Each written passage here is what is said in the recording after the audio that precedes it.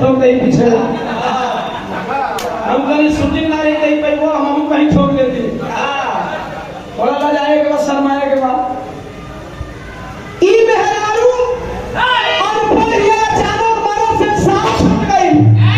मरद गई दरोगा जी के हाथ रिपोर्ट दिखवाओ तो कैसे करिए बाबा भाई हमारे अनुज देवा भाई बोले कि नाम नहीं लेना चाहता हूं लेकिन हमारे बड़े भैया हैं उनका मैं नाम सम्मान से लेता हूं जवाब भैया कहल करो कि हमसे करिए कोई नाम का कर देवा हमारे कमल में हरी काट तोड़े हमारे कमल में हरी काट के अभी अप्रूव टू कमलेश देहाती के शिष्य मिठाई लाल प्रेमी जी 10 रुपया भैया पे कलाकारी खूब बड़े जवाब भैया कहल करो कि हमसे करिए कोई है नहीं है हम चलो उनसे करिए नहीं करेंगे बताओ ना देवा भाई रिकॉर्ड तोड़े के आदत पड़ गए बिरहा में तो है वो बात बहुत बढ़िया लगला सारा दोगलम से देश परेशान बा दोगलम से देश परेशान बा और दोगलम के कितनों कोई समझा के दोगलम तो दोगलम छूटे वाली बा हो नहीं बहुत अच्छा लगला और दोगला समझावे ला खइयो ना हो दोगलम के समझावे ले बढ़िया 5 पैसा दे के उन्होंने से घर छोड़ा दोगलम समझा में दू बोला बोली ना हो कहीं कि कितना हमारा 10 रुपये जान के दीवाना ना बोलना नहीं भी युवा मेरा बाद 1 लाख का मदद करो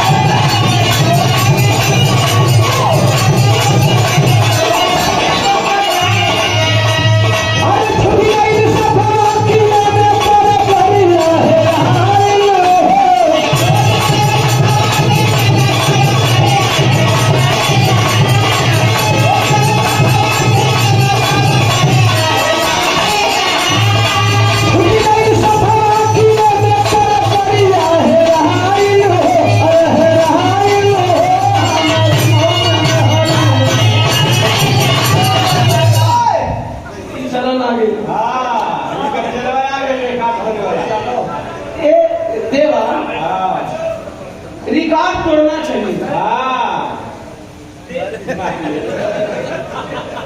हमारे शिष्य हैं,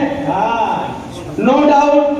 यदि कोई चेहरा ना देखे तो ई नहीं कहेंगे हम ना गाओ। देवा रिकॉर्ड टूटने के चाहिए। रिकॉर्ड याद है, आदमी ऊपर से तोड़ेगा नहीं तो नीचे से तोड़ेगा। 2 दिन से वो रिकॉर्ड टूटा था नीचे से। क्यों तो रिकॉर्ड टूट, ये आदमी नंबर 1 पे क्यों तरह, चाहे नीचे से रहे चाहे नंबर 1 होने के होना चाहिए। रिकॉर्ड टूटना चाहिए। याद आदमी खूब गोर होके नहीं तो खूब गोर जगह से बांध दिया रिकॉर्ड। अब ना कहें कि भैया एक भी समय है कहीं भैया एक भी समय है दीवाना भैया के चला। तो श्री चरण बाबू बहुत अच्छा गायकी बा नहीं हमारा चेहरा कोई देखी तो कोई नहीं कही कि हम ना गावत है। खूब बढ़ा खूब आगे बढ़ा हमें जितना मिले बा उससे कई गुना तो होके मिले हमारा प्रयास भी रहेगा। और बहुत सारे लोगों से आपने आशीर्वाद किया बाबू के शुभाशीष। एक लाइन और बताओ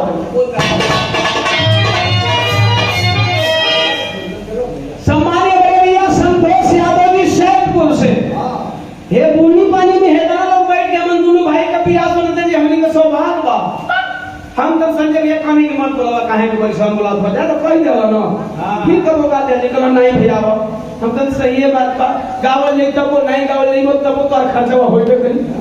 चलो मैं बड़ा देख लाई जाऊं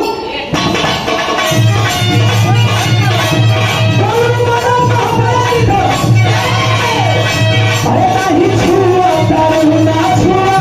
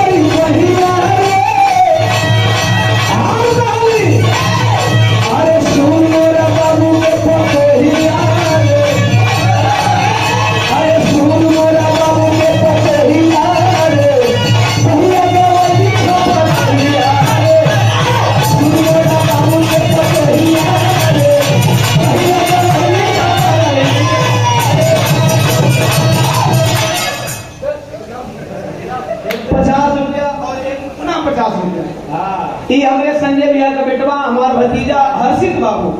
आपके द्वारा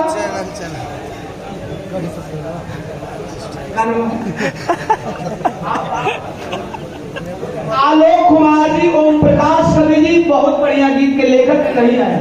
आप आए उनके बदले ये आलोक भैया आपके द्वारा उनके छोटे भाई साहब के द्वारा 100 रुपया साधन देवी नमो